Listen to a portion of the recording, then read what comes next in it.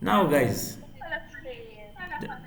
sagala to missing a point enkulu guys. I don't want us to miss this point. How do you transfer a file from one place and you take it to another place? For example, as we can see here, we have this video file. It is here on our desktop menu.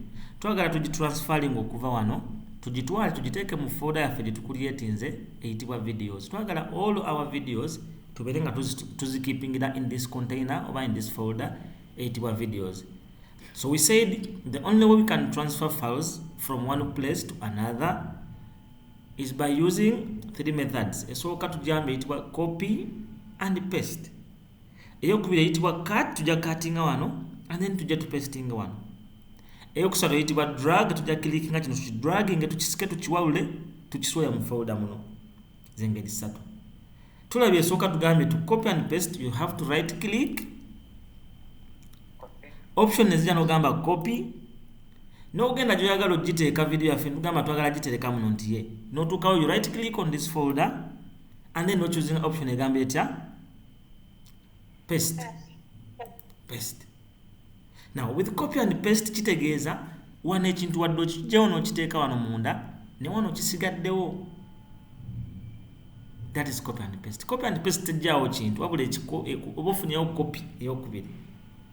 Era bwe tubikkula wano folder yaffe eno eyitibwa videos tujja kusanga nga videos n'ebbiri ze twakopinze zikola ki mweziri. Kyokka ate nga ne wano kungulu zaakoze ki zaasigaddewo. Enkola eno nno nnungi singa obadde okopinga ekintu ng'okiteeka ku flash. Tugamba omuntu akuwadde flash n'agamba video eyo gimpe. Kyokola ogikola bukozi right click mu eyo video gy'ayagala n'ogigamba nti copy n'ogenda ku flash gy'akuwadde you right click on that flash n'ogamba atya nti ki paste, kye bayita copy and paste nti oba omuwaddeko copy nga nawe osigaza ki osigaza copy. Newe kinaba tuli wano nga kungulu computer yaffe kati tubeewo ne copy video yemu ne wano ate video tukozewo copy tuba tujjuza computer yaffe. N'olwekyo otuba tuli wano kungulu tusobola okukozesa kye bayita drag and drop oba cut and paste. Cut and paste ekola etya? Let us say twagala ku moving eno video. Tugiraba wendi? Twagala gijja tugitwale tugitereka mu ki? Mu folder yaffe eno. Tugenda kukozesa method ey'okubiri eyitibwa cut and what? Cut and paste. Cut and paste ekola wet. Tujja ku right clickinga ku file yaffe and then tunoonye kamakansi kana kayitibwa ki? Option egamba etya? Tuselecting a cut. Then tugambe twagala giteeka mu folder. Tugende ku folder mu twagala ogiteeka nti we wano. We right click here. Tuselecting option egamba atya? Egamba etya? Paste. Tukatinze kati wano tuba tugenda kukola ki?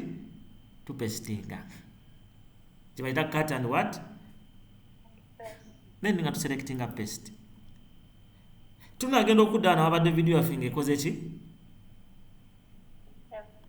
Evuddewo kubanga tugigambye nti tukukatinzeewo wano tukusazeewo tukupestinze eno tukutadde eno. Tulaba enjawulo ya copy and paste ne cut and paste. Copy ejja sigalawo ne gy'ogituteegendeyo naye ne wano ekole ki? Esigalewo. Cut and paste kitegeeza wano ogijjiddewo ddala ogitutte gy'oyagala ogitereka. Katulaba kye bayita drag and drop kyo kikola kitya? For example, nina video eno endala, video file eno endala.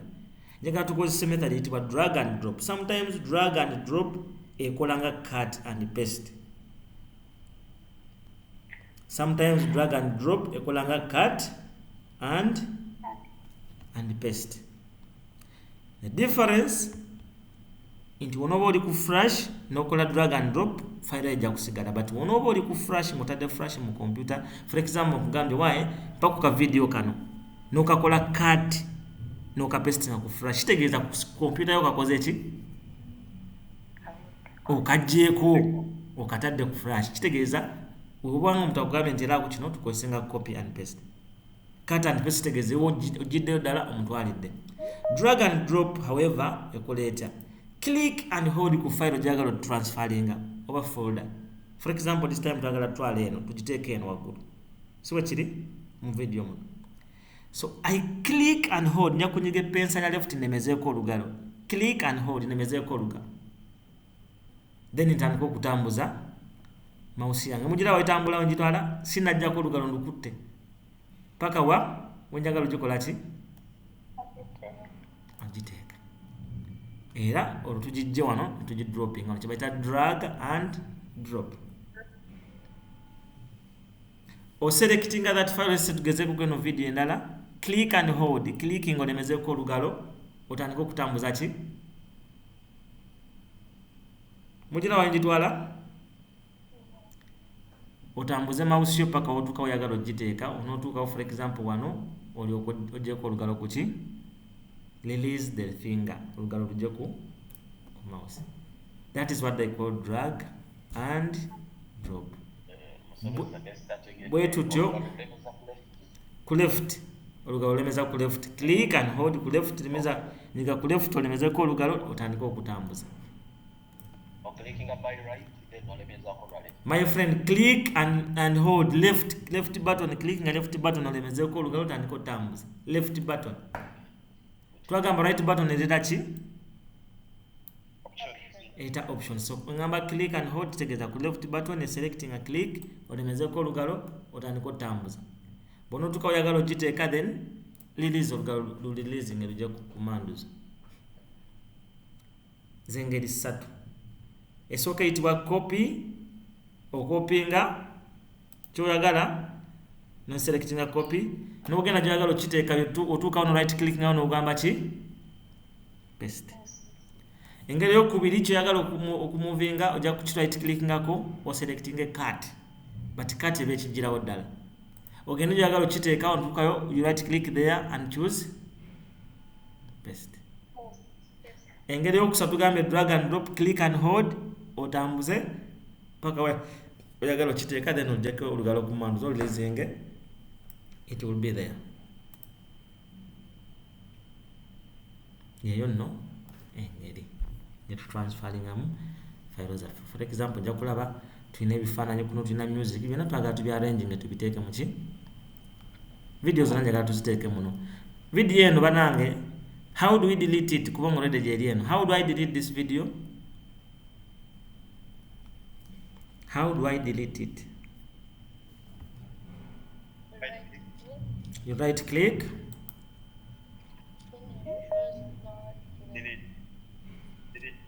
and then you select what?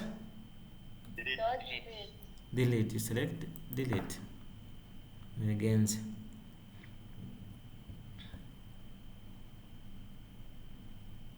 and asobola okunyambako video eno njagala giteeka mu folder eno. How do I do it? Nkwata video eno giteeka ntya mu folder muno?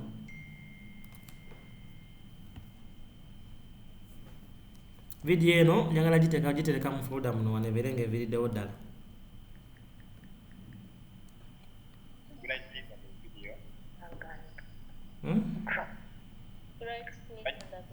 You right click in the video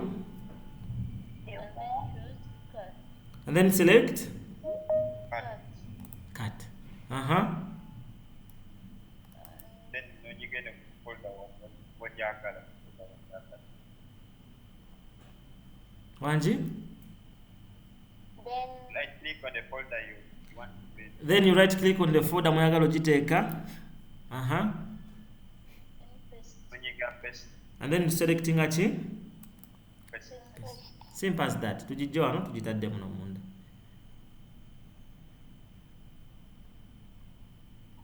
Anasobola okunyambako nga tukozesa copy and paste, tukwate nga tukozesa drag and drop tugiteeke muno munda. Ani amanyi how we do drag and drop?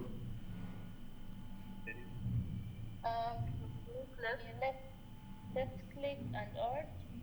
Wanji? Left click and hold. Left click, nyiga left button olemezeeko olugalo, left click and hold. Then move the mouse. And then drop in the folder gyagala okukola ki? Ogiteekamu. Very good.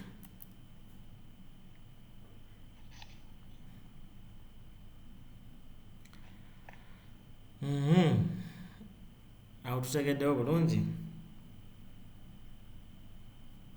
Ndi bagezi nnyo, tandise obbakakasa, tandise obbalaba amagezi, timulina amagezi mangi. Ati bw'onaaba tuli ku kompyuta kuno twayize okukopinga n'okupestinga okumuvinga naye tulabe nga tutwala fayiro emwemu. Kambabuuzi, folders ne mu folder osobola oterekamu folders, ensawo osobola oterekamu ensawo endala, osobola oba n'ensawo nga nene oterekamu ensawo endala nga abiri, si ndio? So njagala kukubuuza folder eno njagala giteeka muno mu video folder gitwa eno njagala giteeka nayo munda. How do I move it from here ne ngiteeka munda?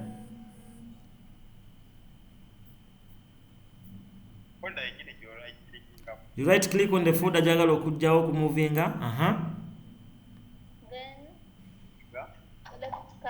Then select cut. Same way nga twakoze ku file era yengeri gye tukolamu. Then ogenda oyagala ogiteeka, you right click there and then you choose what? Paste. Exactly.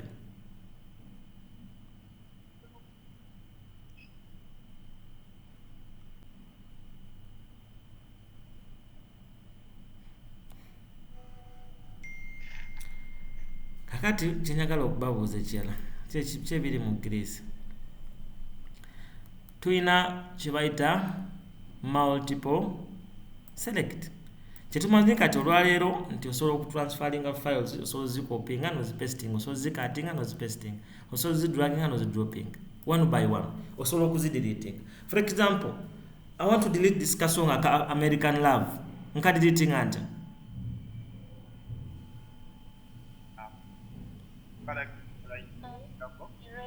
You right click okufuna option. And then you select delete. Keep in mind, in case the option option beera ku Windows mu Windows 11 yekka. Windows onoba ku mukadde oyinza okusanga n'ekigambo nga kiyitibwa deleting already kiwandiseewo wano wansi, oba osobola okusanga wali show more what? Show more option, then jojja okusanga ekigambo nga kiwandikiddwako delete oba copy oba cut. Some Windows ojja kusanga bigambo birabika nga buno obufaananyi tebuli ku waggulu. That's how you delete it. Kati singa kugamba njagala ku deletinga oluyimba buno American Love, deletinga ne luno olwa acidic vocals, zombi njagala zi deletinga. Enkola gye tumanyi kitegeeza nja kusooka deletinga luno male nzija ne kuno deletinga nani nono, naye olumu kitwala obudde. For example, customer ajja kugamba oba omuntu ajja kugamba njagala oluyimba American Love, acidic vocals ne luno lateral slide, zonna nzagala ozinkopingire ozintere ku flash yange. Kitegeeza ki? Kibayita multiple select. Randika down multiple selection.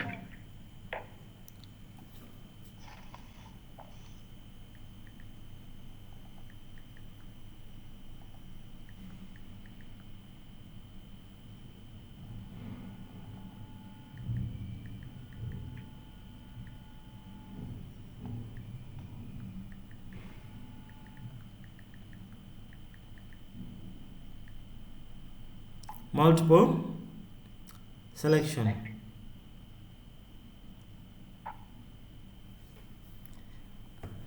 Tuselectinga tutya files ezisukka mwemu omulundi gumu. Tuselectinga tutya folder ezisukka mwemu omulundi gumu.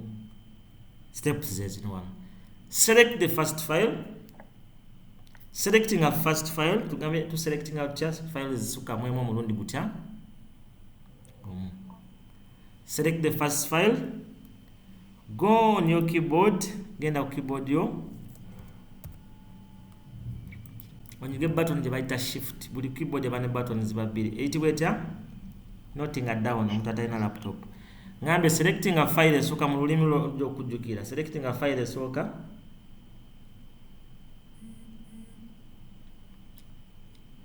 Pressing a shift button. Then ogenda ngo selectinga. Sorry guys. Selecting esooka, pressing a shift. Ogenda ngo olondamu gy'owera gy'okola ki? Sorry.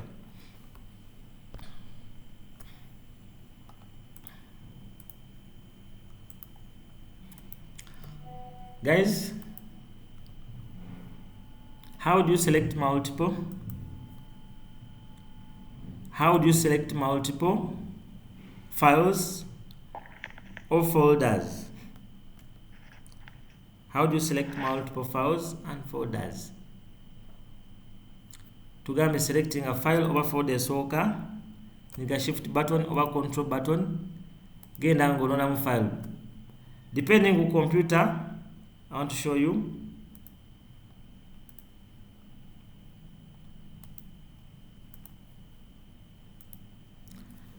How to select multiple.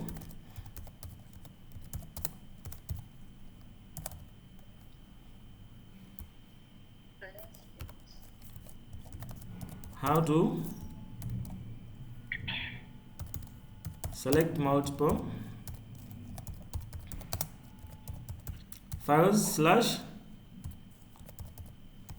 folders.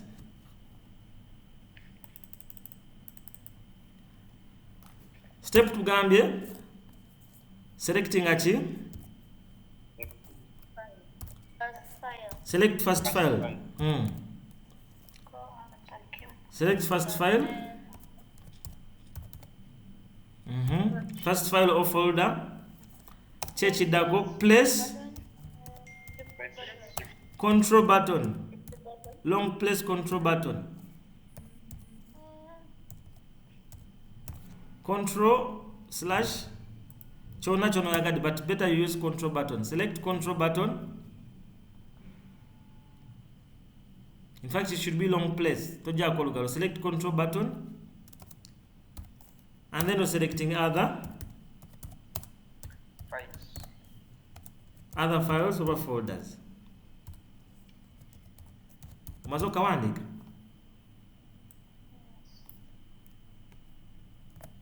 There's steps.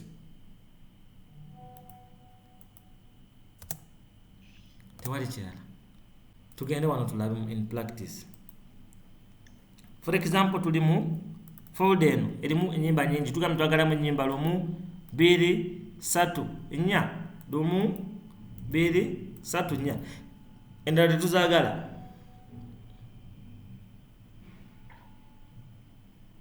So tujja ku selecting esooka and then pressing a control button. Okay, no selecting eyokubiri, control button olugalu kyali kuki? Ku control button. Ko selecting eyokubiri, ogambe nene jakola, nene jakola. Tu selecting zemu zetuya zetukola ki? Zetuya zetukola ki? Are you dead? Zetwagala. And now what you selecting as it means if you want to delete them, now to right clicking in one of them that selecting, I'll right click, for example here. If I want to delete, I do what? I delete. To deleting as to selecting. If now you have the flash, I got copying, now I'll click on what? I'll select copy. If I want to cut zika moving now I'll select cut. Let's say we move them from here. I'll click cut. Sendio? Then ngatugamba okay tugenda ziteeka waze tukatinze.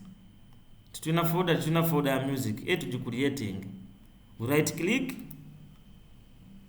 How do we create a folder? Right click and then new and then folder. Ngatuki too much.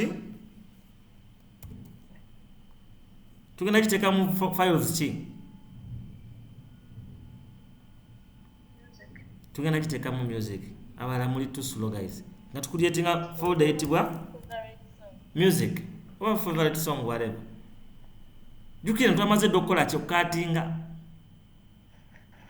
Kasito okopinga oba okatinze oba okoze eki biba bijja kubeera kuno lunaku kulamba zino nga tonna bipestinga. Tujitume favorite music.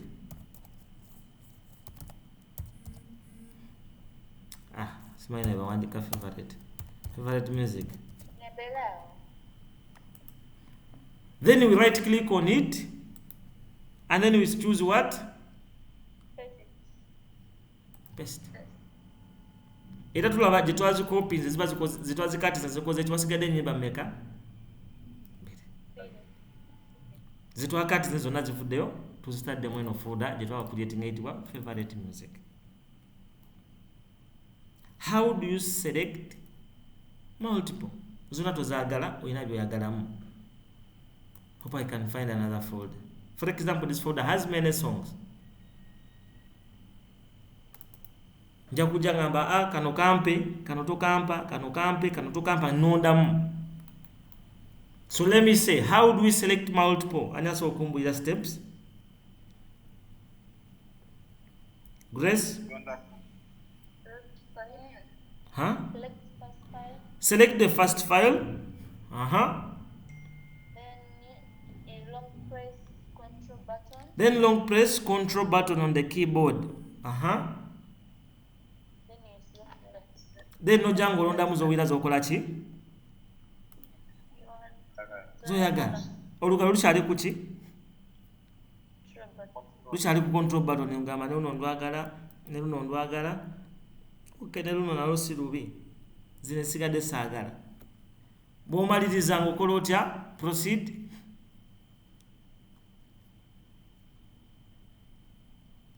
Grace, proceed. Maliriza okuselectinga. What next? Alikuwa selectinga. Tugenda zikopinga. Tugenda zikatinga. Tugenda zikopinga.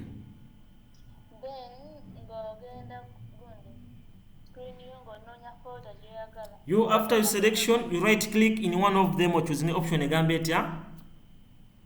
egamba Otuba twagala zikopinga tugamba copy. Otuba twagala zikatinga tuchoosinga cut. Otuba twagala deletinga tuchoosinga delete.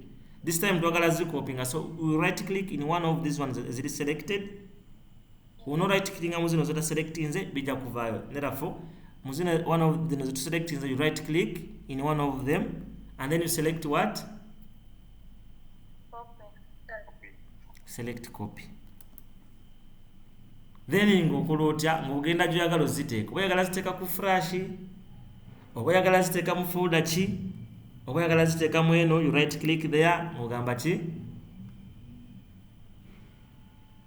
Paste. Oba oyagala ziteeka eno kungulu, you right click mu folder gy'oyagala ng'ogamba ki? Paste. Ng'ogamba paste. Ozikopinze eri n'oziteeka wa? N'oziteeka wa?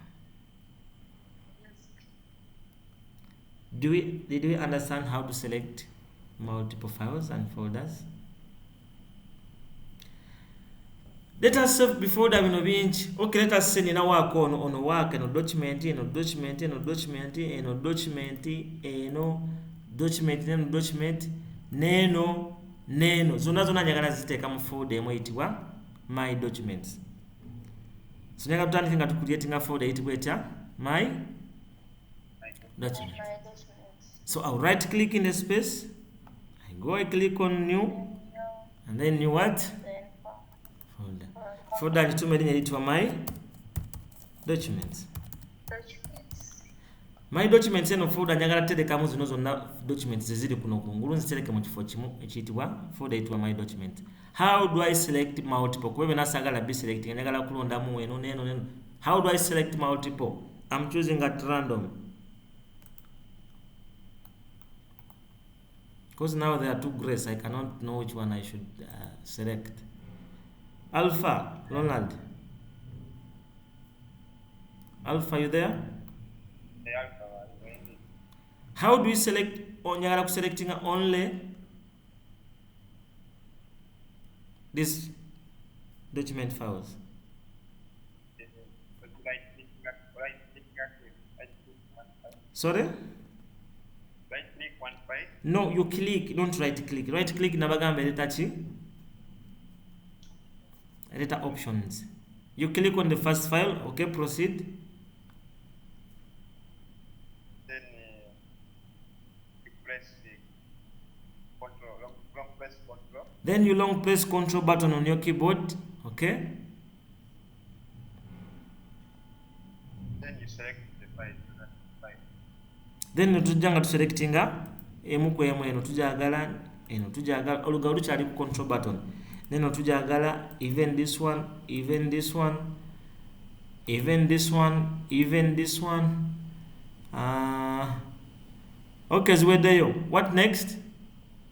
Then you come on the my documents. No. When you finish to select, you right click in one of those zokozechi. Those selecting, you right click in one of those selecting to get options. For example, right click here. If I want to move them direct njagenda ngambe chi, and now I choose what? Cut. Then after ngenda mu folder munyagalo ziteka, I right click there and I choose what? Paste. And I choose paste. So we see zona zigenza omurundi gutya. That is what they call multiple select, multiple files and folders. Tukategede? Yes. Any question? How do we select all? Write it down. How to select all files and folders. How to select all, how to select, or how to move, how to select all, how to select all files / folders.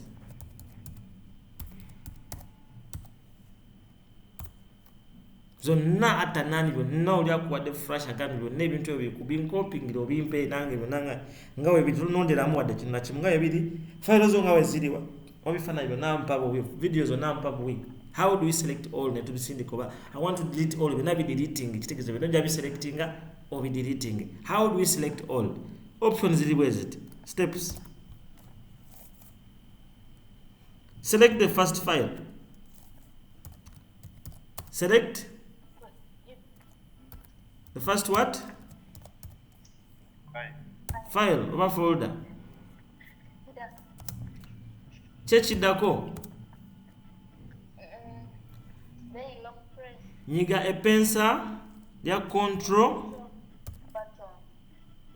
olemezeko olugalo onyige ne letter A plus letter A. Selecting a file esooka, then onyige epensa lya control ku keyboard olemezeko olugalo onyigireko ne letter number what? Letter number A. That is how you select all. Katudde mu practical.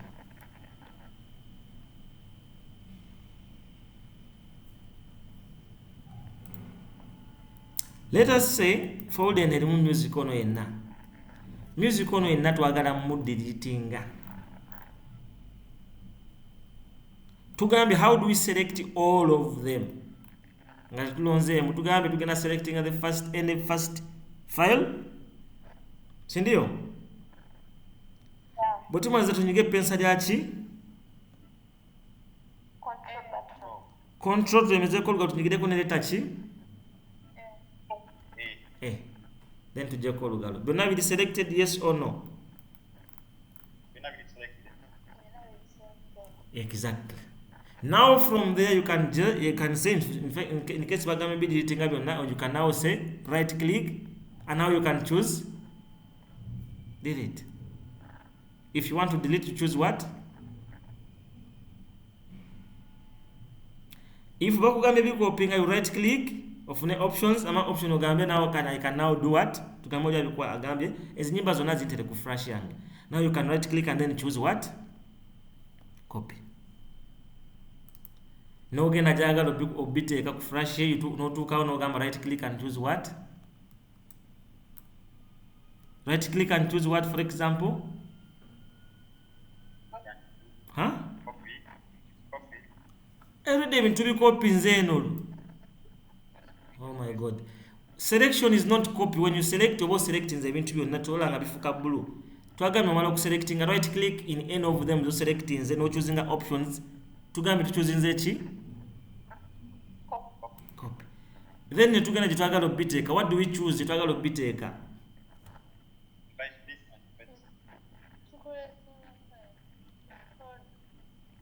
Already folder tugambe weyo batu gamu twagala biteeka ku flash. Then you right click. And choose what? I just press it. You right click to gambe no flash yaffe, and then we can choose now what? Paste. And choose paste. That is how you select multiple. If you twagala be deleting, you right click, you must be selecting and then choose delete. I want to repeat. How do we select all files? How do we select all files? There are two methods, there are two ways. Method again. Select the first file, Then long press. then pressing a control button on your keyboard. Onyigireke pensa jati letter A. Okay.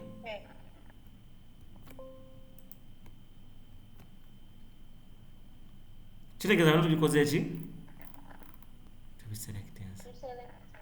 Now, if you want to copy them, in case bagambe be copying, you right click and choose copy. In case bagambe zona files deleting, you right click and choose delete. In case bagambe be moving and be cutting, you right click and choose cut. In case bagambe be sharing, you right click and choose Share. all these options are here.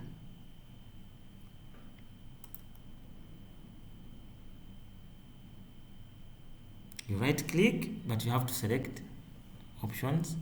You must select option either copy, cut. Even if you want to drag, you can. You must be selecting them. You can drag them. Click and hold in one of them. Those selecting. If I click and I hold, I'm dragging a good maker. I'm dragging a file on the maker. Can we see them? Then dragging. 19. I can come here and I can be taken. Maybe mu download, maybe misule one, maybe misule mweno folder, maybe misule no wansi, maybe misule wona onjagala. Because we go in a folder or oyingiridewo file explorer.